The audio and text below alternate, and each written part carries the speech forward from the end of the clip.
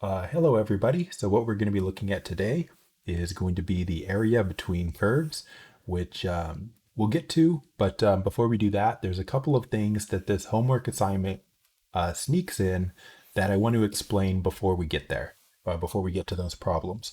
So the first thing is just something having to do with integrating certain types of functions. So um, I've mentioned this before in terms of logarithms, but Math 4a does not cover derivatives or integrals involving logs or exponentials.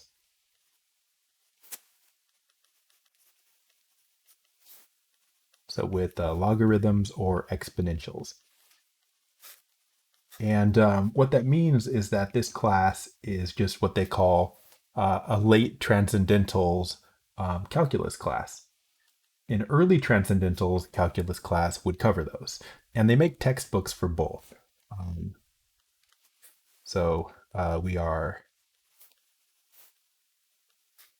not a late.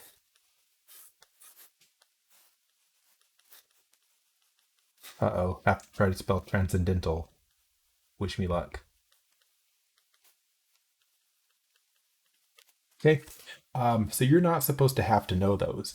And when I selected the material for the homework, I left those out. But the problem is that for a section like this, which is area between curves, if they go and they throw in one exponential, there's nothing I can do about that. It's not a topic that I can delete. It's just there. So you have, I think, one problem in this assignment where you have to do an integral of an exponential, and so we'll just explain it real quick. It is very easy, so it's not anything stressful, but you just have to do it. So, um, however, that says however, not however. However, um, homework 30 throws one exponential in there for you. I think one. That's all I saw. So we'll talk about it. Now, we're not going to go through like a lot of derivation or anything like that. Um, here it is basically. Of course, you know what e to the x looks like. Looks about like that. F of x equals e to the x. And we want to know both the derivative and the antiderivative of this function. And thankfully, it's very simple. So you'll need to know the derivative. You actually don't need to know the derivative, but you need to know the antiderivative for this section.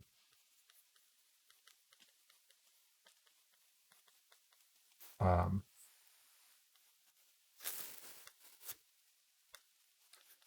for this homework.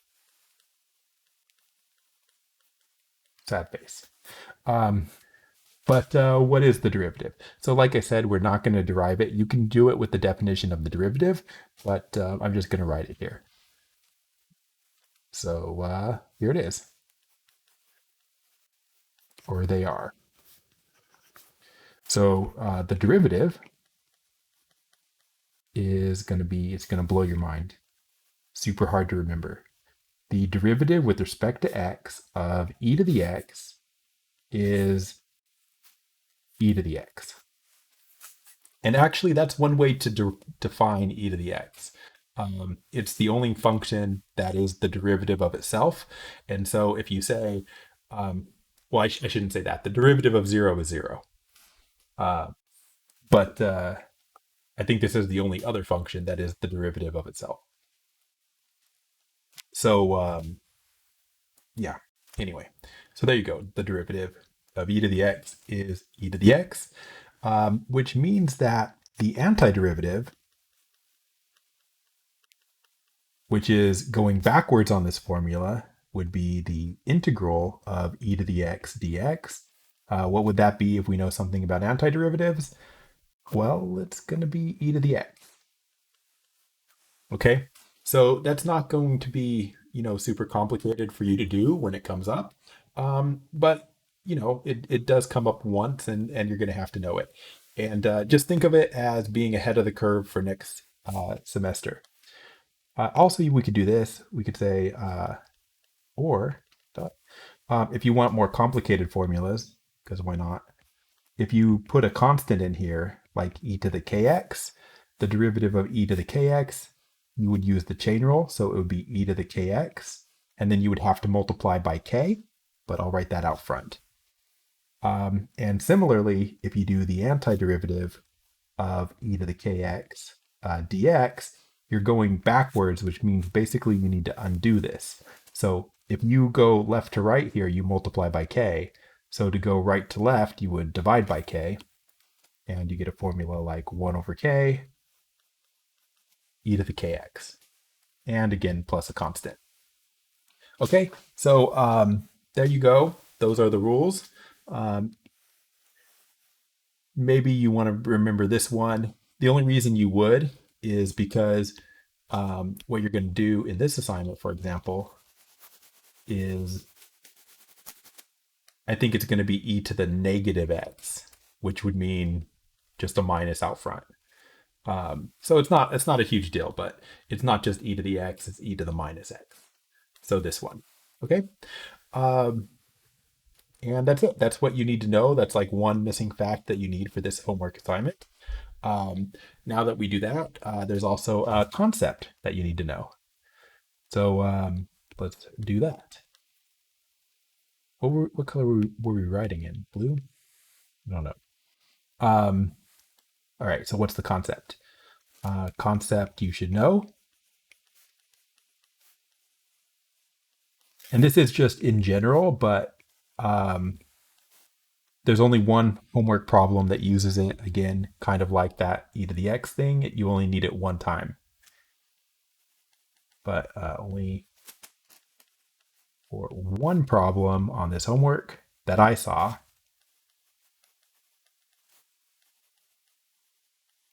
Of course, if you get it wrong, you can do it as many times as you can imagine.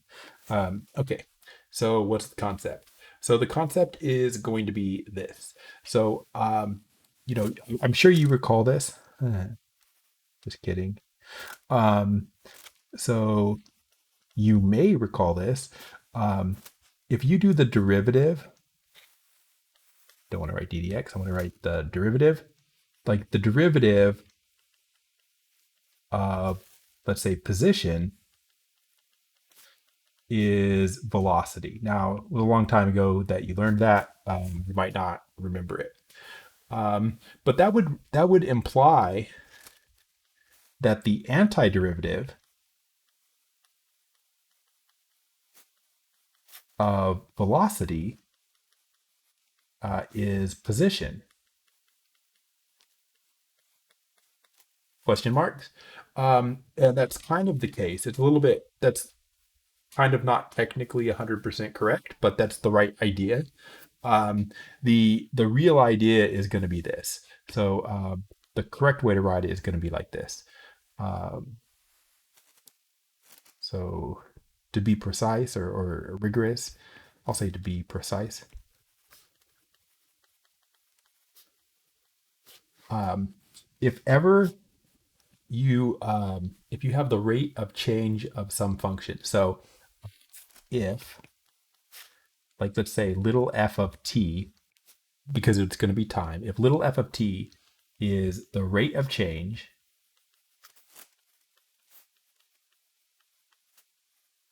of some big f of t, then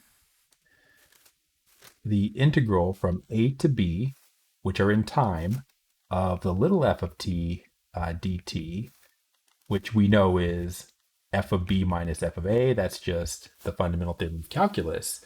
But what it is, like what you get here for the quantity, what does the number mean, is going to be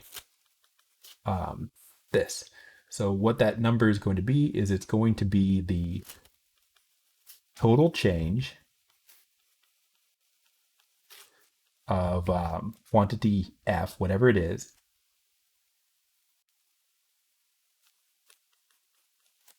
between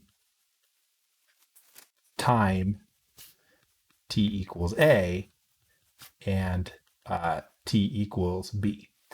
And I'm not going to do like a bunch of examples here, but like here's the idea. I'll write the idea in an example. So like, for example, um, suppose, let's see, let's just say f of t. Why not? Let's just keep that. F of t um, is the rate uh, in, let's say, grams per minute that a chemical is produced by a reaction.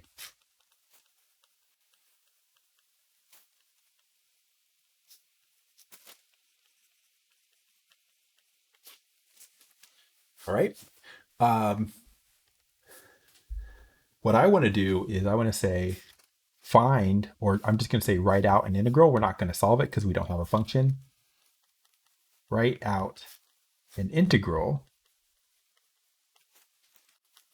that computes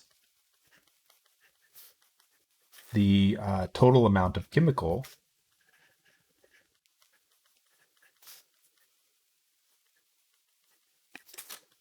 in grams. Ugh. Try again. So the total amount of chemical produced in grams over some time interval. So let's say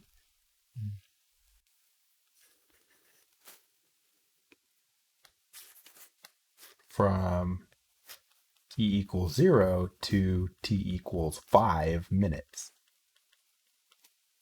Okay, so that's our mission. Now, one thing you want to notice is just you want to just look at the units here.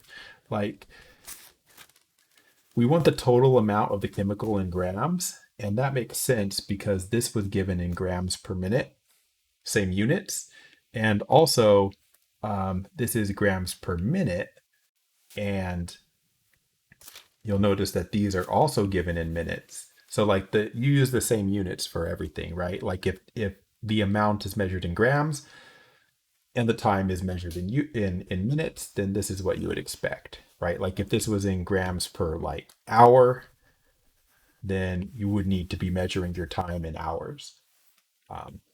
But so yeah, how would you do this then? So just using what we just set up here, which is that the integral is going to be the total amount. So you just say the total amount is going to be an integral. We know it's an integral. What function do you integrate? Well, just look up here. So the idea is f of t is the rate, and f of t is what you integrate. So down here, if the rate was f of t, then we should be integrating f of t. And then what would the limits of integration be? Well, we're going from t equals 0 minutes to t equals 5 minutes. So those go here. And it really is just as easy as that, right? You got your time 0 and 5, 0 and 5, and then this function here. And just to think about the units, if you think about the units momentarily, f of t, what did we know about the units of f of t? We said they were grams per minute, like that. And dt has the same units as t. So if time is measured in minutes, then dt is also measured in minutes. So grams per minute times minutes. And of course, your answer would be grams then, right? If you multiply grams per minute times minutes, minutes cancel and would leave you with grams. So that's why this would be total amount in grams. Okay, so all of that was very fancy, but the idea is very simple here. If you just read this a couple times and use this example. The way we're going to use it in this homework assignment is as follows. So this is for homework. Okay, so in the homework, it's actually pretty complicated example, unfortunately. The actual integral is easy, but the example is complicated. Okay, so the first thing is this. So in finance, in finance, I'll say finance or just business math, right? Marginal anything means the derivative or rate.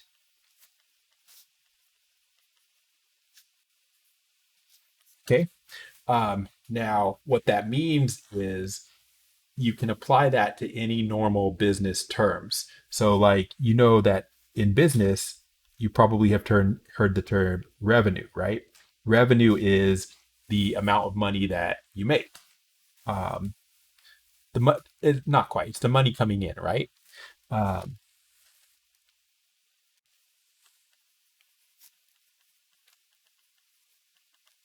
right. And you have costs, which those are going to be money that's going to be going out.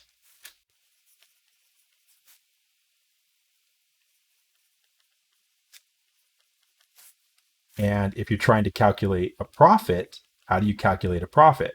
Well, you have a certain amount of money coming in, you have a certain amount of cost, and you subtract those, and that's how you would get your profit, right? So it's going to be revenue minus profit, right?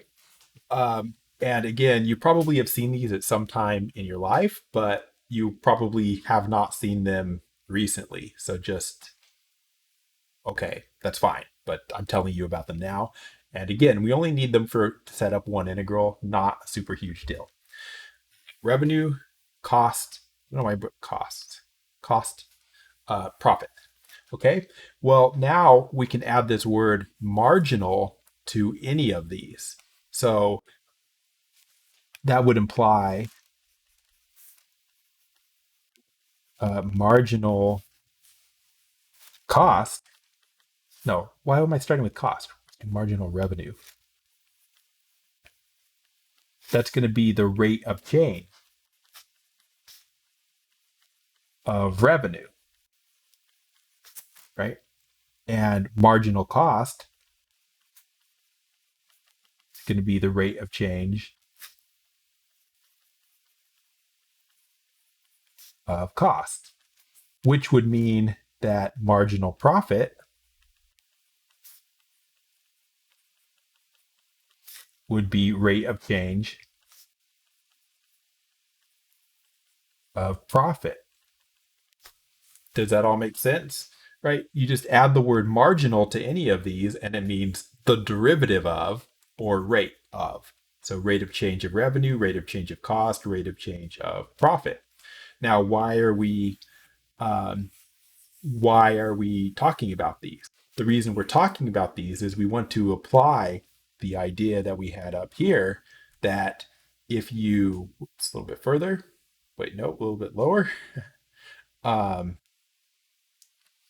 that if you integrate a rate, so like f is a rate, if you integrate a rate, you get the total change of the quantity. So what that means here is if we combine this with our earlier idea, this is going to mean that if you do like an integral from A to B of, let's say, marginal revenue, what would that be? And then dt, that would be total revenue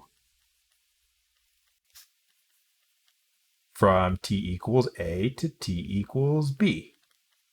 And we know that because marginal revenue is a rate. And if you integrate a rate, you get the total change, the quantity or the total quantity. Um, right? And that applies to the others as well, right? If you integrate A to B of marginal cost, margin, but I can't spell marginal, margin. If you integrate the marginal cost, you get total costs over time.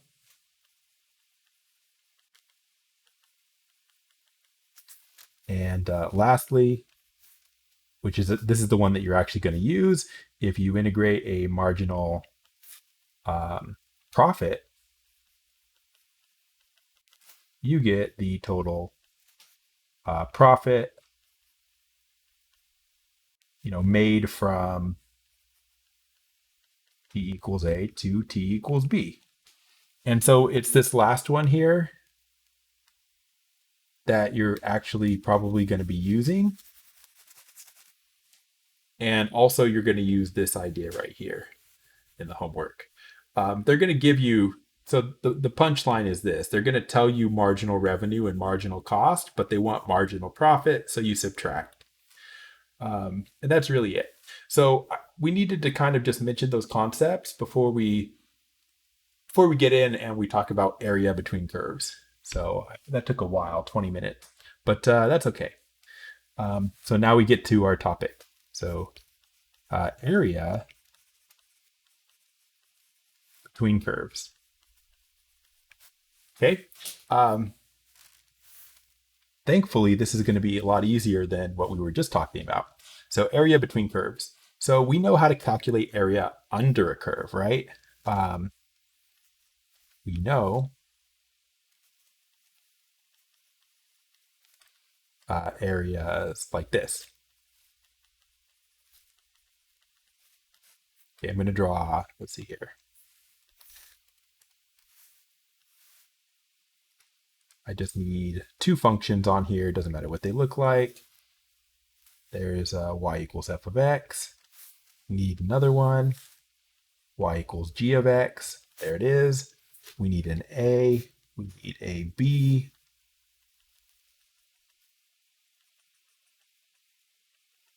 There we go. And I want this duplicated a couple of times. Duplicate. Put it over here. Oh man. Okay.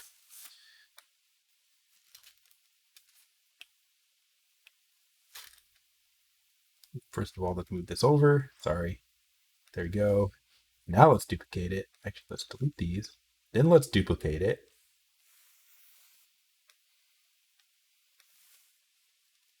Does it fit? Oh, a little better. Okay, good enough. That is good enough. Okay, so I know this. If I want this shaded area right here,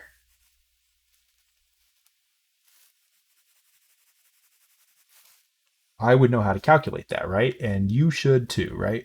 The shaded area there is going to be, area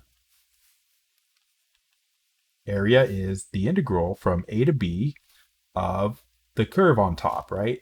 This curve, which is f of x. That much we know about areas. And so that would tell us, not, it wouldn't tell us, but we also would be able to calculate this area, right?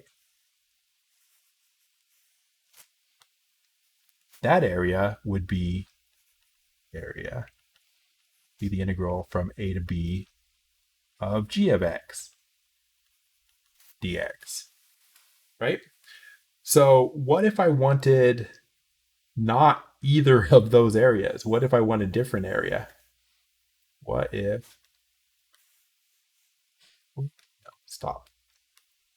Don't be ridiculous. I have terrible things have happened. Okay, stop. Stop.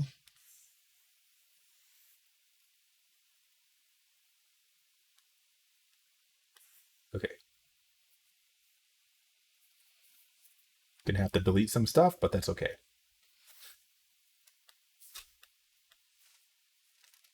Okay, so what if I want this area that is between? That is not what I wanted. What if I want this area that is between? How would I calculate that? And you probably, I wouldn't say probably, but I mean, there's a reasonable chance that you know what that area would be. So it's not what we wrote here. This is wrong.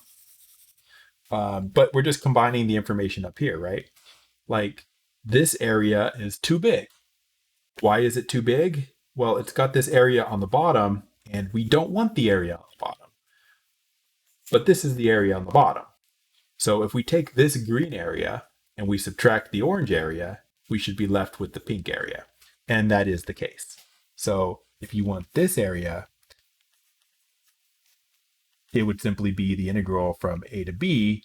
Now you could write it, you could subtract this, like this integral minus this integral, but you could also put them in the same integral because that means the same thing. And that's what they do. So this right here is going to be what we're looking for. So writing it out as a nice formula, it's going to be the area under, that's important, the curve y equals f of x, and above y equals g of x, between, also we need two x values, x equals a and x equals b, is given by the integral from a to b of f of x minus g of x dx. And the fact that the top curve needs to be first, that's important. Top curve,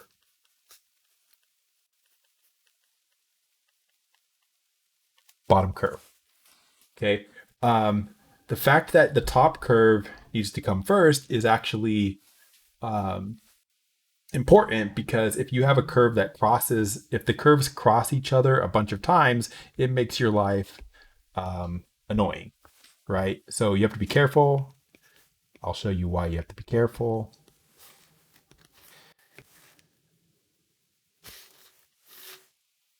You didn't get that line straight, I don't care. So let's say this is f of x, and then let's say I have g of x like this.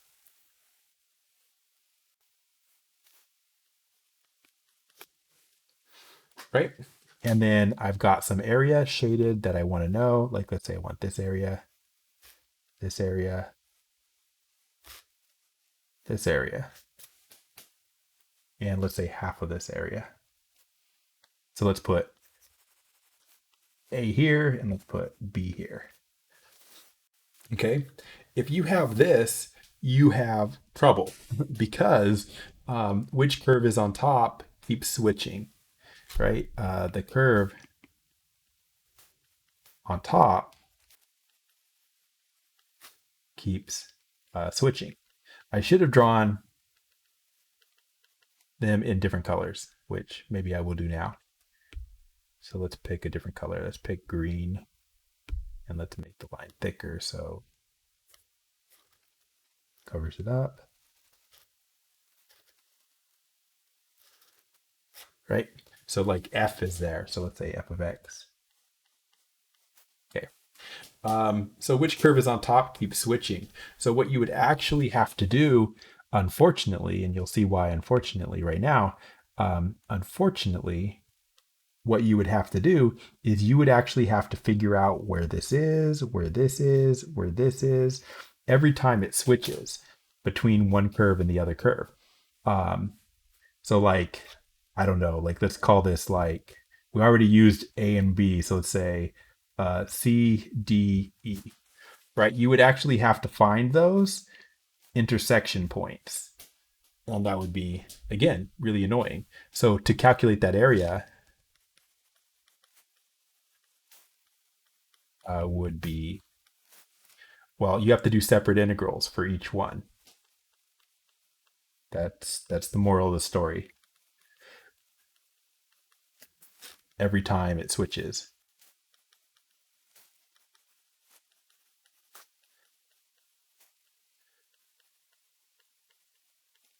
So like for this first area right here, you would have to do an integral from A to C.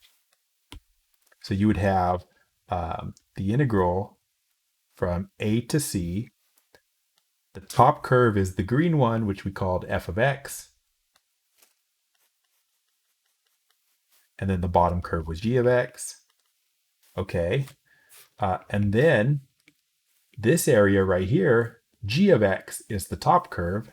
That's from c to d. So that'd be an integral from c to d of g of x minus f of x.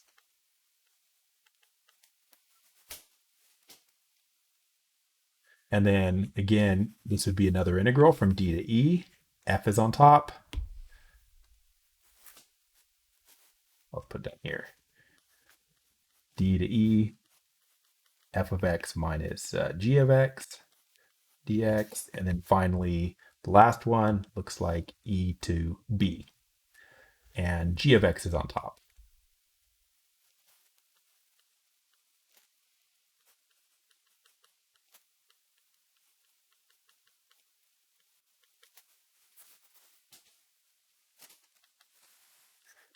That would be your area. And that sucks, but that's what you have to do. And so what if you didn't even know these? Well, you can't do the problem. You've got to figure these out. And that can be tricky algebra or something else. And again, this is not something that comes up a lot in the homework, but it does come up a little bit. And so you just have to be aware that this is what you have to do, right? And it's all because the way that it's defined, right? We know area under a curve. So you have to subtract out the bottom curve. That means you have to know the top and the bottom. You got to know which is which. Otherwise, you can't do it. Okay, so enough of that. Let's actually see what the homework really looks like now. And I think you'll see that it's not that bad. Okay, so let's get started looking at homework problems. So examples from homework. All right. So like I said, these aren't that bad. We're going to use computer a little bit to help us. I think I need that smaller. Okay. So they say, consider the region bounded by. Now, the sad thing about this is that they're not telling us top curve and bottom curve. It's always nice when they tell you. They just say bounded by f of x is 7x plus 15 and g of x equals 6x minus 3. So they give you the two functions, and then they say, find the area in, they just say the units are going to be square units, right? It's area, so like square meters, square centimeters, square inches, but we don't know what they are. They're just 7x plus 15 units. So we're looking for, our answer is going to be in square units. And then they give you an interval, -7 to 12. Okay, and that's it. Now, you do kind of need to know what this looks like. It's not that hard. Like, you might be able to see that this is, like, in your head, that this is the top curve and this is the bottom curve, and they don't change. But if you are not sure, then you would want to do something like, that's not what I was trying to do. Hold on, let me try again. Stop it. This is really getting on my nerves. Okay, I see what I did wrong. Make that a little bigger. So if I can see those. So you can graph these and look at them. So like I can type in into Desmos. You can see I'm on desmos.com. 7, no, y equals, what is it? 7x plus 15. Probably need to squish this down. Okay, and then you got y equals, what is it? 6x minus 3, 6x minus 3. Okay, and specifically the range is -7 to 12. So I think you can actually see -7 through 12 on this graph, right? And yeah, so I can't really draw on the graph over here, but you can see where -7 is, right? Like, because you can see where -5 is on the left, right? Right above my cursor is -5, and then -12 is over here, or 12 is over here. point is, the red curve's on top the whole way, right? Now, if you zoom way out, like over here, the blue curve's on top. But the blue curve is not 7 to 12. Negative 7 to 12, red curve on top, right?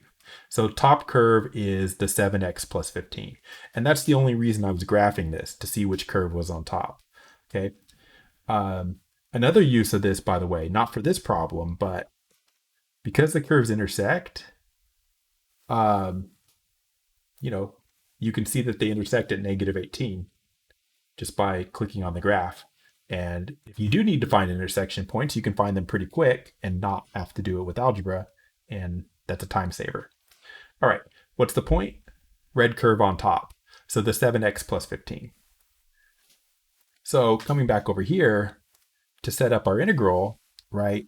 We know that just as a, I'm not going to draw a good graph, but I'm going to just, this is going to be the worst graph in the history of graphs. But point is, you've got this, y equals 7x plus 15 is on top. And then you've got 6x minus 3, which is like that. Y equals 6x minus 3, and that's on bottom. And if you go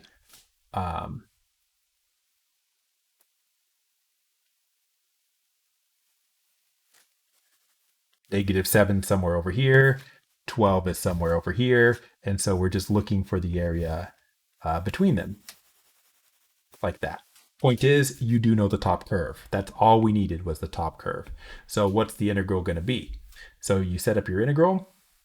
So we figure out step 1. Just figure out top and bottom curves.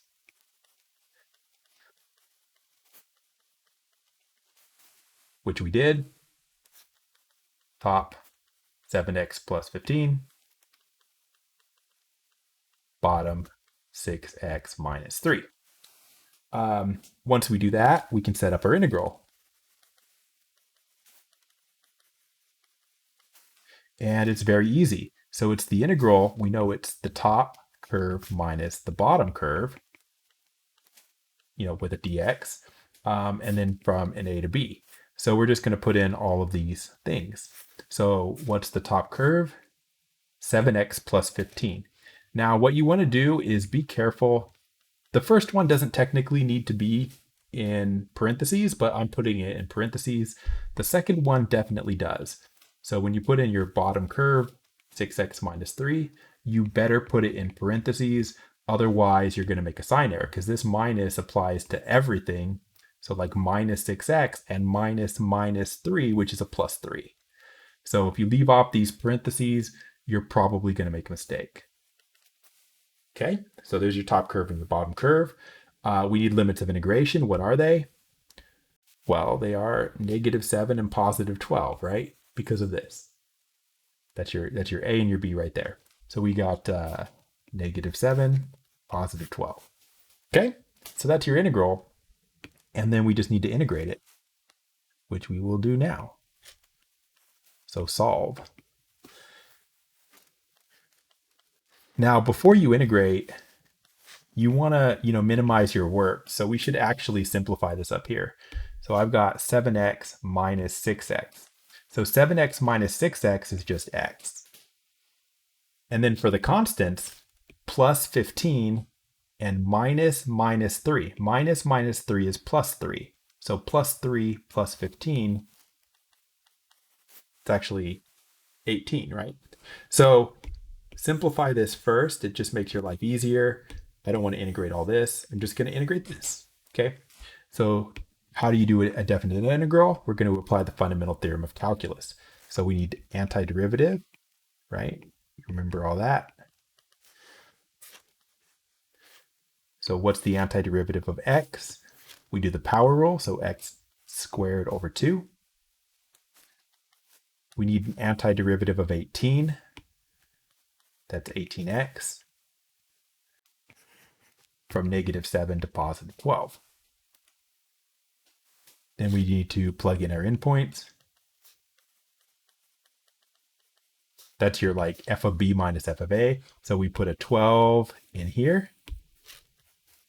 12 squared over 2 plus 18 times 2 minus parentheses. Put a 7, negative 7 in here. Negative 7 squared over 2 plus 18 times negative 7.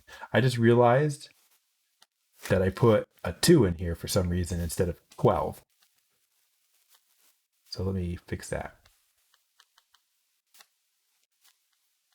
Okay. So there we go. And I'm looking around to see if I have a calculator just like lying on the floor or floating in the air or okay, neither of them is true, making me very sad. 1 second here. It's impossible to pause this.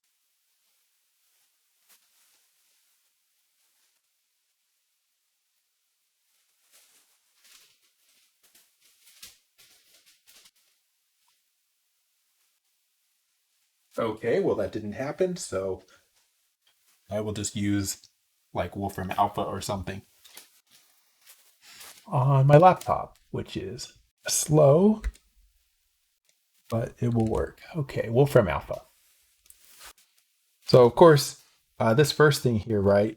12 squared is 144. 144 over 2 is 72.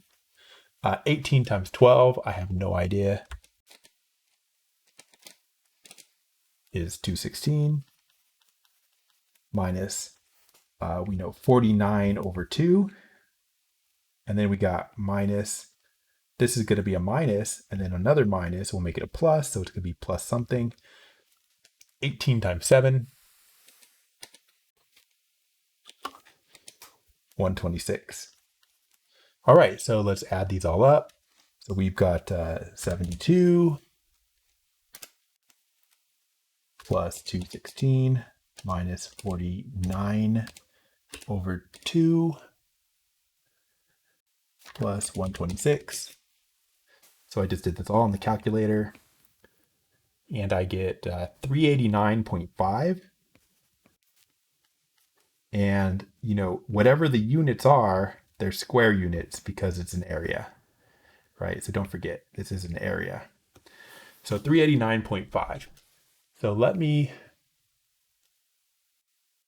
where'd the homework go? Homework 30. Okay, so let's see if this is right. 389.5. Submit.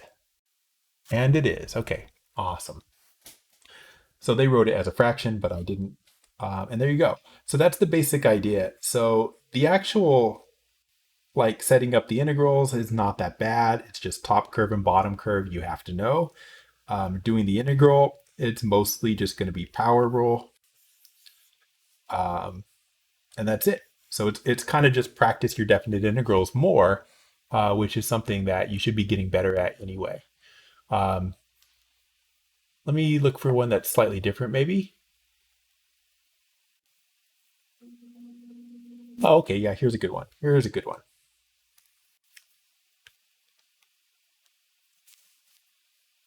Okay, example. So this one says calculate the area bounded above.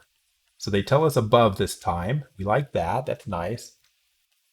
By f of x equals 6x squared plus 7x minus 42. And below, by, and they tell us that function, g of x equals 7x squared minus 8x plus 14. Okay, and that's all they tell us. Okay, now you can kind of, you know, I was going to say you can kind of cheat.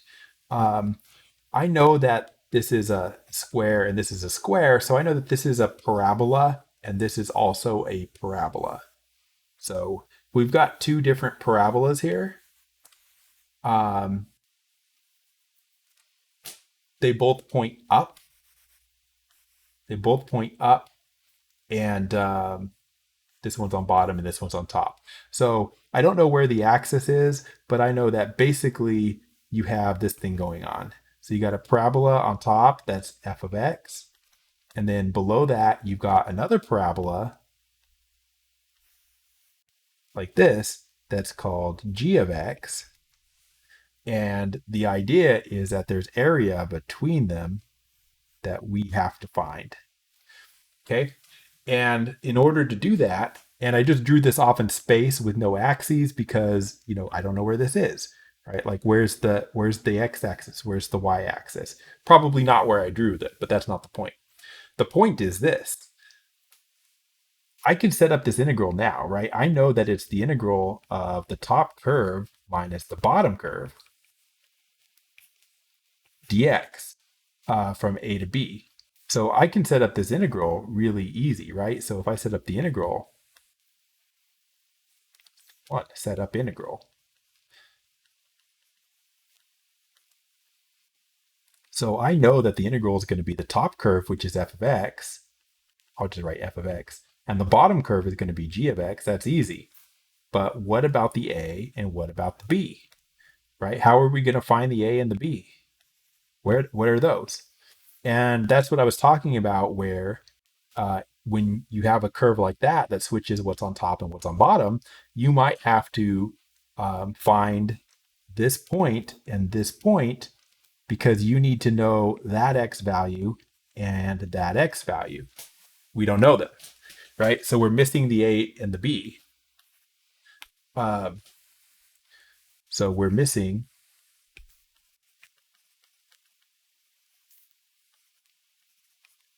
a and b. So how are you going to get them? So there's going to be two ways that you could get them. You can get them from algebra and you could get them from a computer.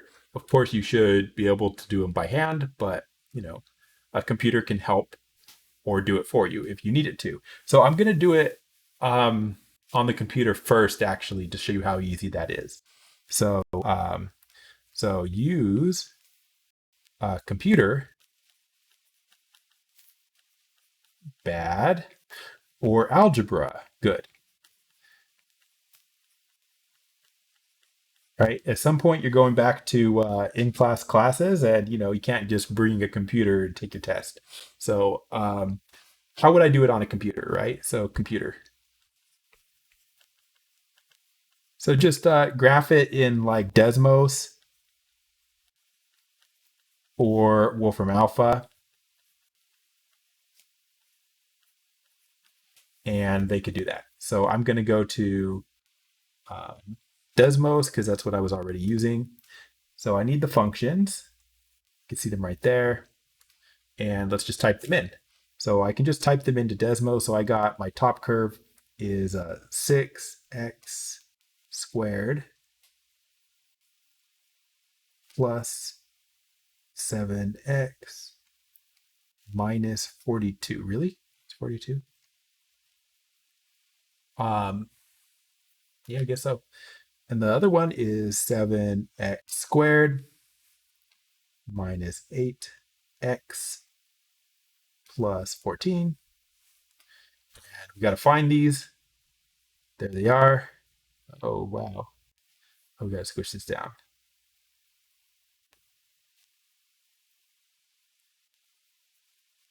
Wait, where do they switch? So the top curve, wait, okay. Top curve is supposed to be the red curve. So where is the red curve on top? Where's where's the red curve on top, guys? Okay. Gotta just stop. Gotta be really in here. Okay. Uh, okay. Wait, no. Are you kidding me? Okay. They purposefully made this to be just about impossible. So I'm just checking the numbers real quick.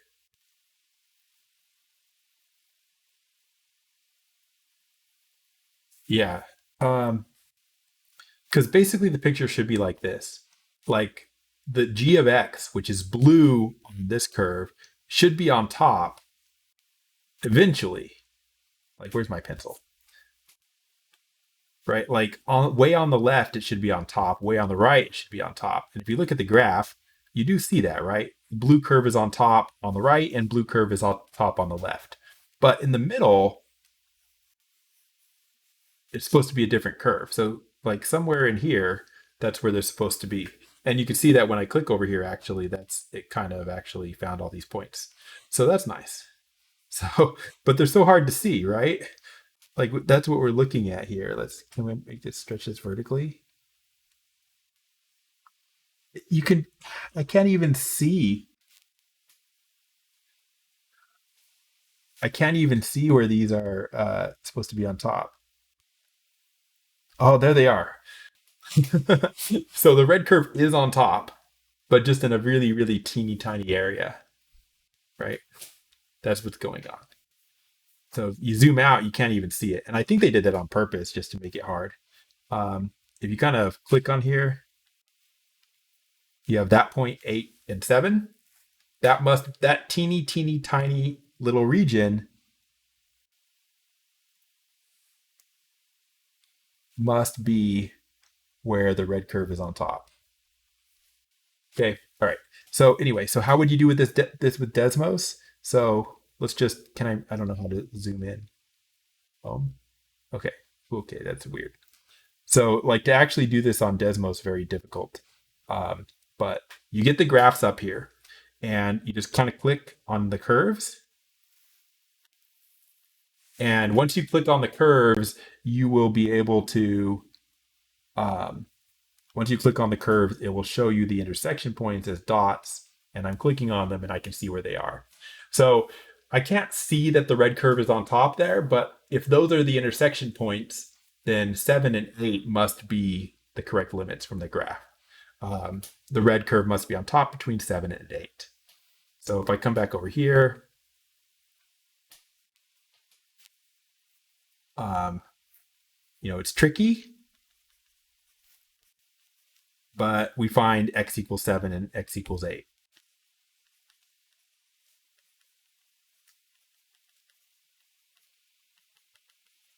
It's normally way easier. Let me go back to here. Another thing we could do, let's do this in, trying to copy this. How do I do that? Kidding me? Okay, fine. New tab, Wolfram.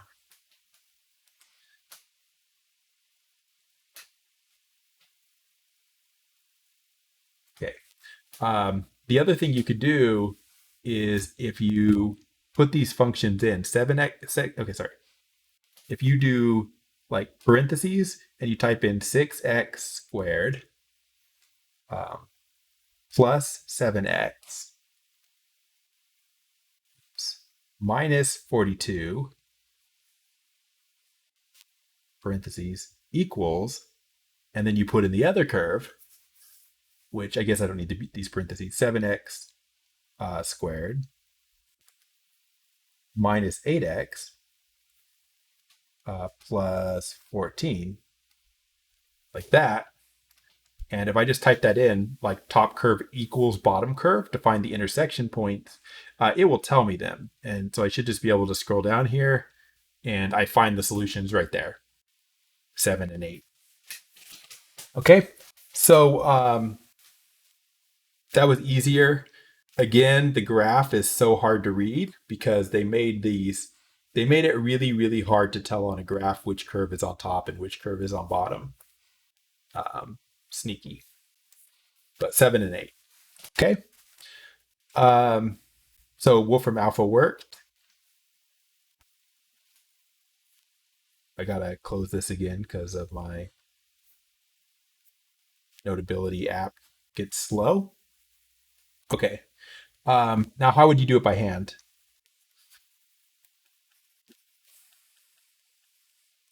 What you do is you solve top curve equals bottom curve, right? G of x equals f of x.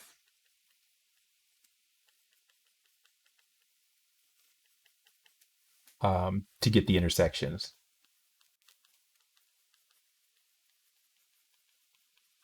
Okay, which we're going to do that right now. So we have 6x squared plus 7x minus 42. Gonna sneeze, can't mute it. Equals the other one, 7x squared minus 8x plus 14. So this is what you need to solve.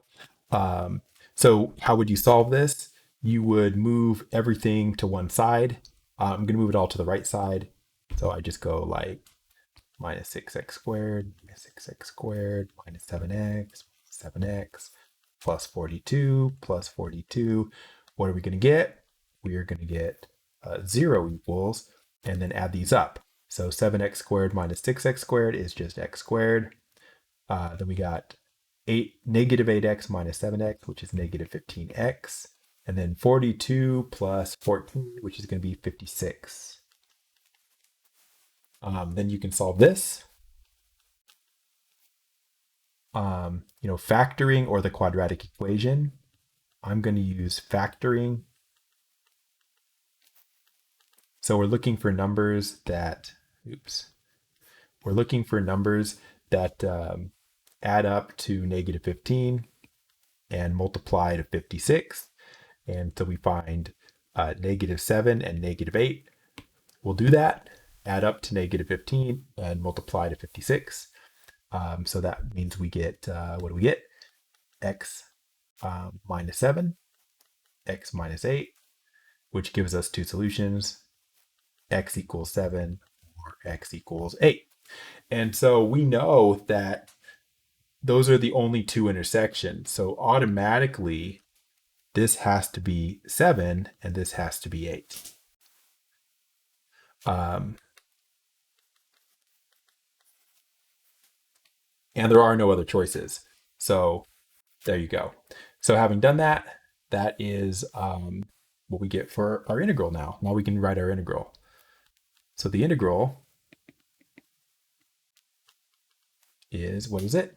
It's going to be the integral from 7 to 8 of top curve minus bottom curve. So the top curve was this one, 6x squared plus 7x minus 42, minus the bottom curve, which is 7x squared minus 8x plus 14.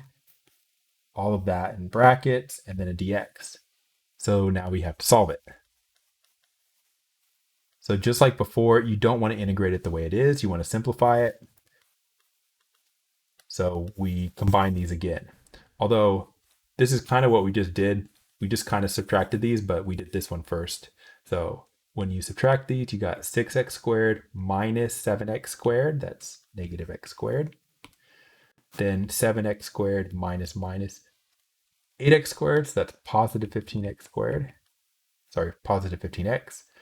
And then negative 42 minus 14, which is negative 56. So that's what you're integrating. So how do you integrate? Remember antiderivative, which is going to be power rule. So add 1 to the power. So the x squared is going to go up to x cubed for 3. The 15x, add 1 to the power, it's going to be a 2, then over 2. And then for 56, it's going to be 56x from 7 to 8. And then we plug in the endpoints.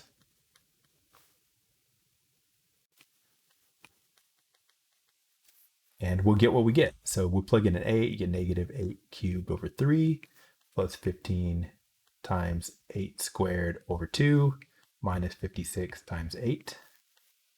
Subtract, and then we plug in a 7, negative 7 cubed. Actually, be careful here, right? The 7, the negative is not part of the cube, right? The negative is here, and then you got 7 cubed over 3. Plus 15 times 7 squared over 2 minus 56 times 7. Again, this is where you would want to use a calculator for this. If I had a calculator, I would be doing it faster. So we have 8 to the 3, which is 512 over 3 plus Then we got, what do we have? 15 times 8 squared over 2, which is 480, minus 56 times 8, which I just typed in wrong, 448, minus, put that all in parentheses. Then we got 7 cubed, 7 to the 3, 343 over 3, that's negative. This is also negative. Okay. Then we got 7 squared, which is 49 times 15 over 2. 49 times 15 over 2. 735, so that's plus 735 over 2. And then minus 56 times 7, which is 392. All right, I'm going to type this all in and hopefully get an answer. We got negative 512 divided by 3 plus 480. Actually, I should just do it where we could see it, right? Hold on.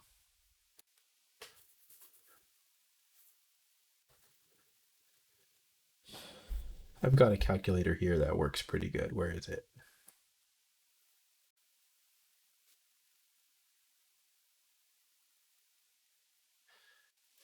Maybe I don't. Yeah, calculator X. Let's do that. Nope.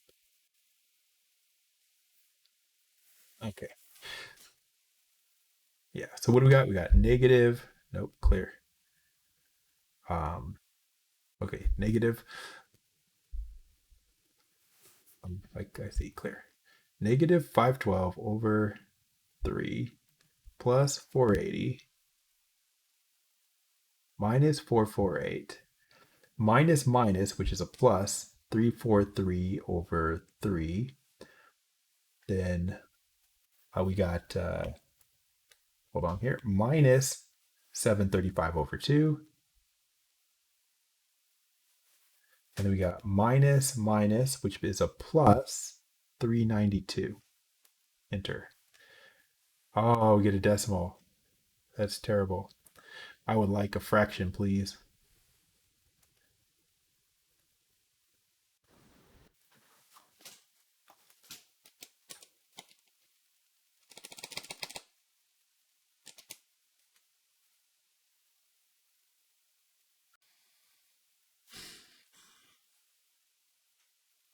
One sixth, I think it is. So I'm just going to cheat here and I'm going to say I'm pretty sure that's 1/6. 6. 1 over 6. Yeah, same fraction. Okay, that's cheating. But all right. So where's homework 30? I'm going to type in 1 over 6. Now it makes sense that it's a really tiny number, by the way. Submit.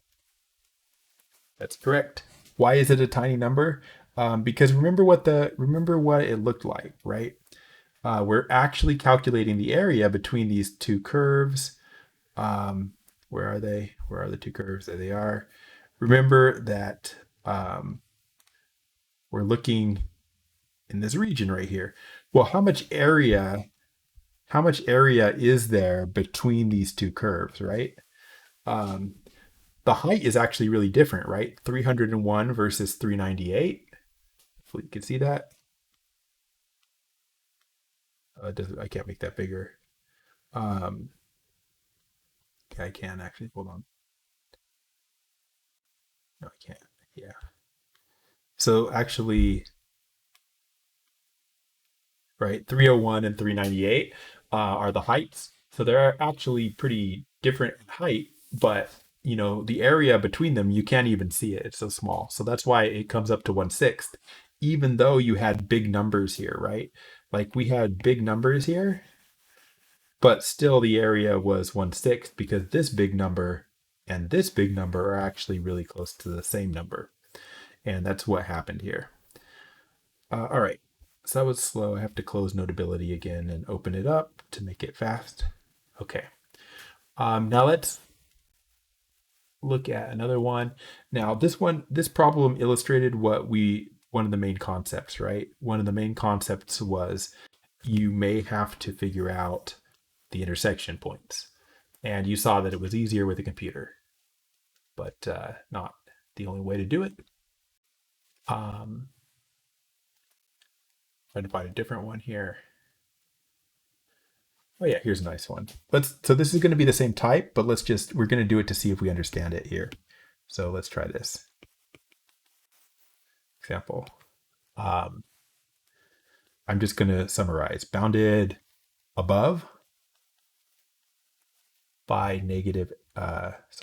f of x, negative x squared plus 9x plus 7, below by g of x equals 8x plus 5. Find area over -1 to 2. Okay, now I think this one will work a little better. So I think that the area, like the function on top, is not going to change here, but we don't know that, so we have to find them. So let's try this. So we got first one is y equals we got negative x squared plus 9x plus 7. That's an upside down parabola. We can find it here if we make the scale look reasonable. Oh, there we go. There it is. And then on bottom, we've got y equals 8x plus 5, which is just a regular straight line. Again, they're trying to trick us. They just really want to trick us. They just really want you to not know which function's on top. All right, so let's look at this. So they intersect at -1. This is not an intersection. That's where the blue curve is hitting 0. This is not an intersection. That's where it's hitting y equals 0. Sorry, x equals 0, the x-axis. And then they intersect over here at 2. So hopefully from this picture, you can see that from -1, which is over here, to +2, the curve on top does not change. It's always the green curve. And the green curve was the one they said was on top. So we don't have to do anything special, right? The intersection points are -1 and +2, and we're supposed to be integrating between -1 and +2. Everything is fine. Okay, so you don't have to solve for those intersection points here. They're just these. All right, so having said that, we should set up the integral. So it's going to be an integral. We know -1 to 2 because we have those numbers. And then the top curve, we were told, is this one. And the bottom curve, we were told, is this one. Again, parentheses are important to keep everything with the right sign. So then we need to solve the integral. Before we solve the integral, we need to simplify. So again, you're just working this out. -x squared, there are no x squareds. We got +9x minus 8x. So +9x minus 8 could be plus x. +7 minus 5. That's going to be a plus 2x.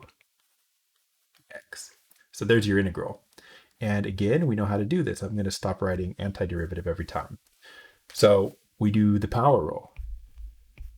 So x squared goes to x cubed over 3. X is going to go up to power 2, divide by 2.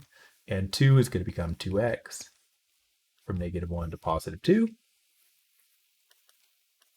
You put in the 2, -2 squared over 3 plus 2 squared over 2 plus 2 times 2 minus, put in the -1, you have -1 cubed over 3 plus negative 1 squared over 2 plus 2 times negative 1.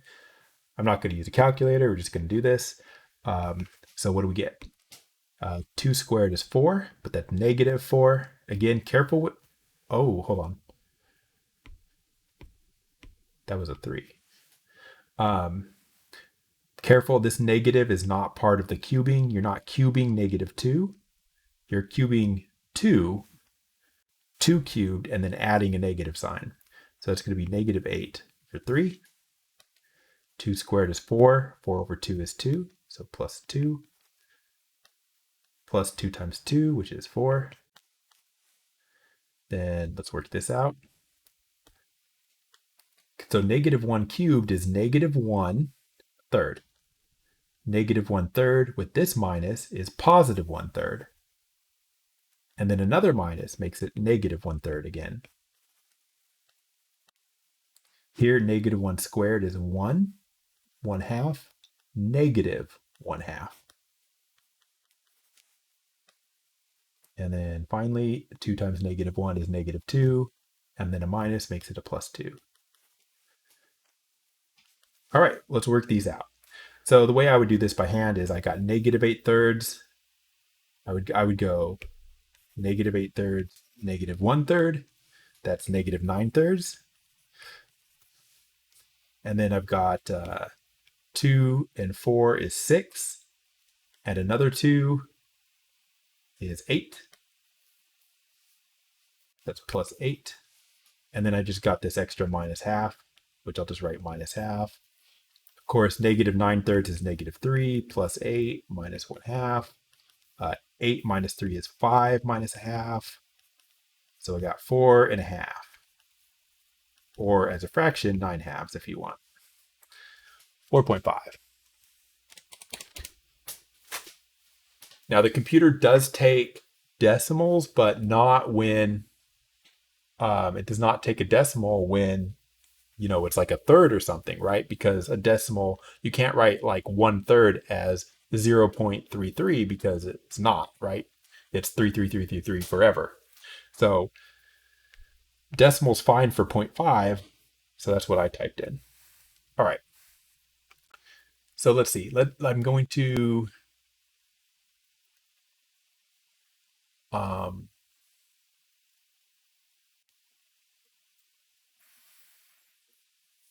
okay.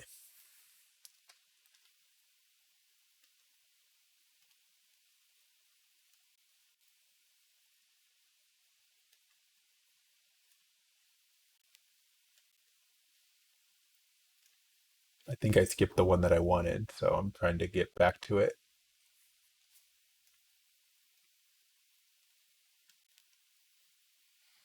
And one moment and I will find it, I'm sure. Nope. Instead, I completed the assignment. Right. Well, I won't miss it next time. So sorry, bear with me here for a second. Because I really want the one where it was 2 lines. But it's going to take me a second to find it. I mean, I could just make one up. But if I make one up, then yeah, okay, fine. I'm just going to make one up.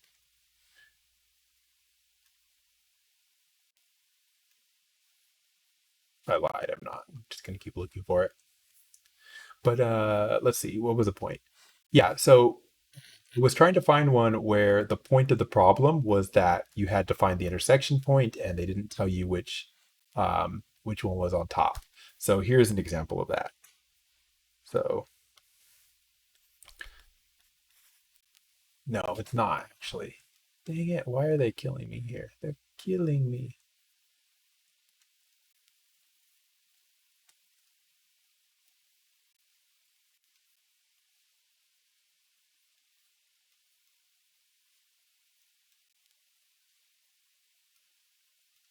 I think I'm almost back to where I was last time because I was doing problems on the seeing the problems I already did. So I should be just about there.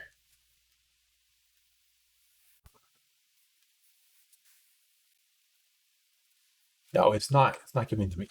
That's so stupid. I have to make one up. Okay, here we go. They'll say, let's say this. find area between the lines.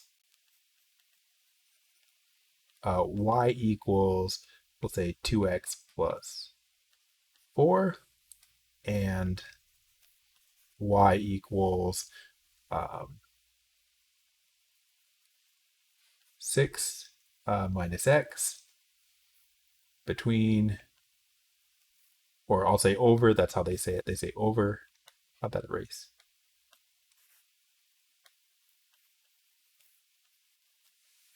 Okay, so I have to actually think of the intersection point myself here.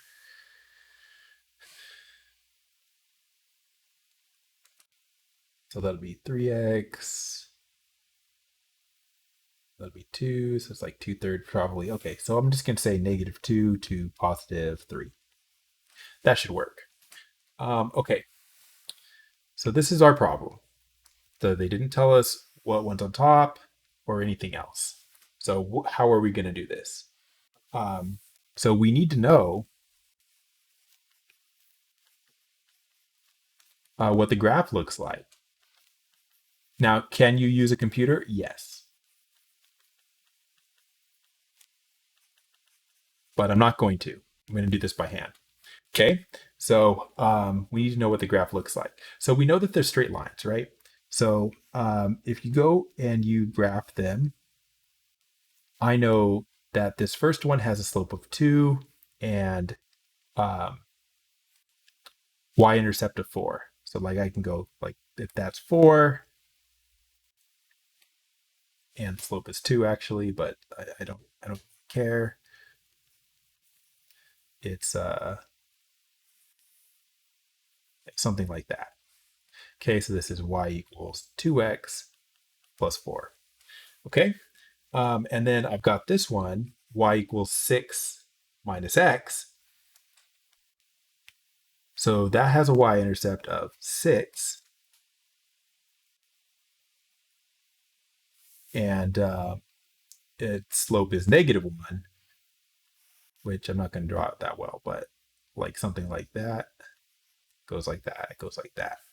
Okay, so this is what we get for our graph. And then we're supposed to be figuring out this area between the curves. So where are we doing this? -2, +3. Where are those on the graph? So we got -2 is right here. Well, where's +3? Well, +3 is just somewhere over here, right? Like that. And we want the area between these two lines. And so what that means is they want you to think of this as like the 3 and the -2 is like these imaginary lines just go straight up. And the area between these curves is actually going to be split into two sections. Because we got small. Because we got this section over here, and then we got this section over here. So you can't solve that with one integral. You're going to have to use two integrals. So from the picture that we just came up with from graphing it, we see that we're going to have to do two integrals. Two problems. Number one, we need two integrals.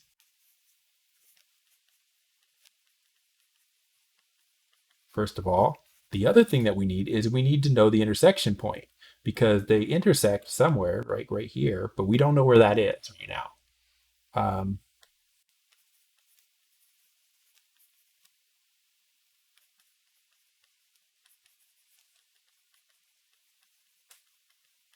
Okay, so let's find the intersection.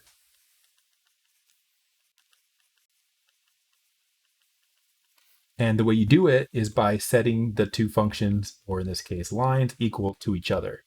We did it once, but we're going to do it again. And we're not using a computer, so we don't know the answer before we start.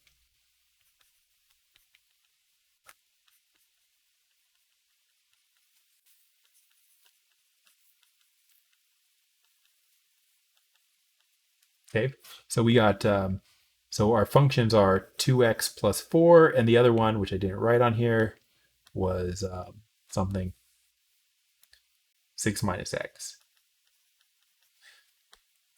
So that's what you have to set equal to each other. So you go 2x plus 4 equals 6 minus x. And we solve for x, which is not hard, but you got to do it. So like plus x plus x, so you get 3x plus 4 equals 6. So minus 4, so you get 3x equals 2. Divide both sides by 3, you get x equals 2/3. Okay? Now what that means is that that's where they intersect on the x-axis. So if you come over here, they're telling you that this right here is 2/3.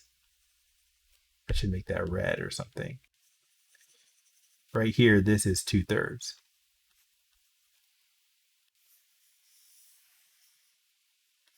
Okay?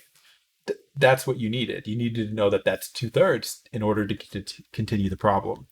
So once you know that, now we can set up our integrals, but it's two integrals.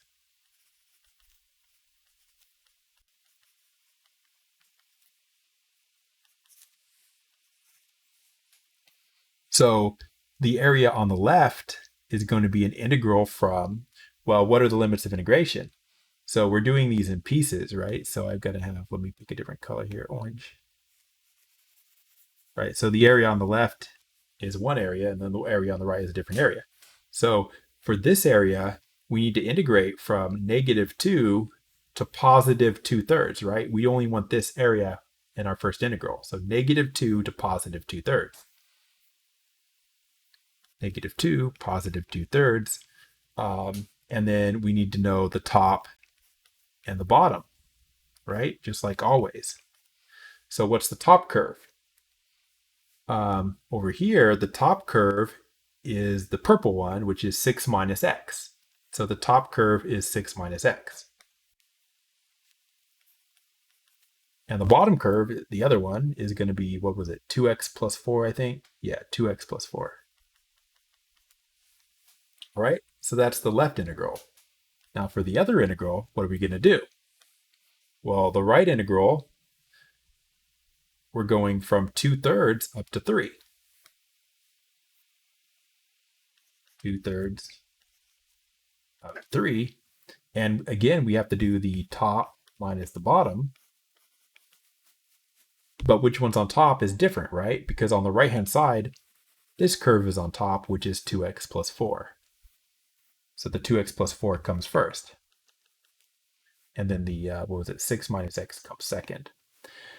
Okay, so that is what we have to do. Now we have to solve both integrals now and add them together. And we add them up. So solve them both and add them up. So the first one, we have -2 to positive 2/3. Just add, oops, that's not what I wanted. Add these up. So we got negative x minus 2x is -3x. And then you've got 6 minus 4 is positive 2. Like that. Your other integral, if you work it out, you'll see it's slightly different. You got 2x minus x, which is 3x. And then 4 minus 6, which is -2. So hopefully you can see the difference, right? Difference is the signs. This is +2, this is -2. This is -3x, this is +3x. That's what happens when you switch which one's on top. But that's why you couldn't do them together, because this is different than this. All right, so then we solve them both. Now it's almost the same, right? You go antiderivative.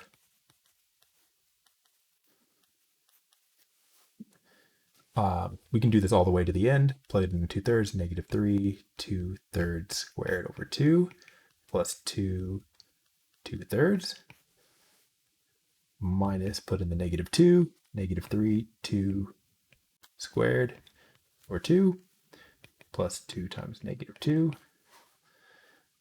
You can work this all out. It's quite a bit of work. -3/2. What I'm doing there is I'm taking the 3 and the 2 there. Then we have to square this, which is 4/9. Okay. Plus 4 over 3. 2 squared is 4. 4 over 2 is 2. 2 times negative 3 is negative 6. Times negative 1 is positive 6. This right here, the second one, 2 times negative 2 is negative 4, and then a minus makes it a plus 4. Okay, keep adding here. So what do we got? When I work this out, 3 over 9 is 1/3. 3 times 2 is 6. 4/3, 2/3. Is that 2/3? 2/3. Negative 2/3 plus 4/3 plus 10. So we got 2/3 plus 10. Get a common denominator. 33 over 3. Wait, 32 over 3. Okay, so we got that. We got to do the other integral. So again, basically the same, 3x squared over 2 minus 2x. Difference is the signs. We go 2/3 this time to positive 3. I'm going to get rid of these pluses. We're doing this integral completely separate. So what do? You put in 3. 3 squared over 2 minus 2 times 3. Minus, put in the 2/3. 3 2/3 squared over 2 minus 2 times 2/3. 3 squared, 9. 9 times 3, 27. 27 over 2 minus 6. I could sort of cheat here.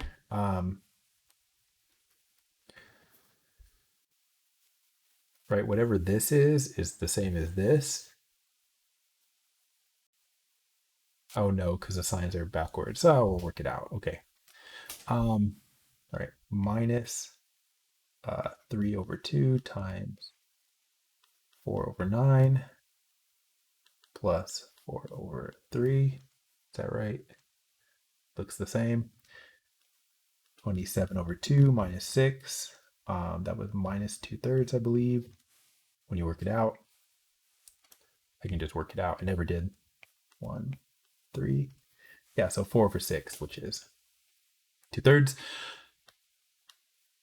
Plus 4 over 3. 4 over 3 negative 2 over 3 is 2/3. Plus negative 6, 27 over 2. Okay. That makes sense that this is a 2/3 because this was a negative 2/3. Okay. So what do we get? I'm going to add this up on I'm cheating. Got tired of using calculator. So sue me. 27 over 2 minus 6 plus 2 over 3. 49 over 6. Oops. Okay, but those were the area on the left area, and this was the right area. So the total, you have to add them. 32 over 3 plus 49 over 6, which, again, I would use a calculator that does fractions for this. 32 over 3 plus 49 over 6. 113 over 6. And again, that's an area. So unit squared. But you don't type in unit squared because all the problems say specifically do not type unit squared. Okay, so I think that's going to have to be it for this because that's an hour and a half, which is way too long. I still have one more problem to do or something. I'm going to do a supplementary video just on that one problem. All right, so that's it for now. We'll talk to you guys later.